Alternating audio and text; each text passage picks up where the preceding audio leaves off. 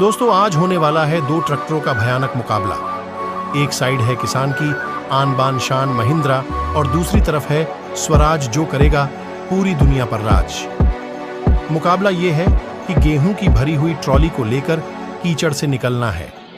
थोड़ी देर बाद दोनों ट्रैक्टरों के पीछे ट्रॉली को जोड़ दिया जाता है और दोनों ट्रैक्टर रेडी हो जाते हैं। मुकाबला शुरू होने से पहले जिसे लगता है कि महिंद्रा जीतेगा वो चैनल को सब्सक्राइब कर ले, जिसे लगता है कि स्वराज जीतेगा वो वीडियो को लाइक कर दे।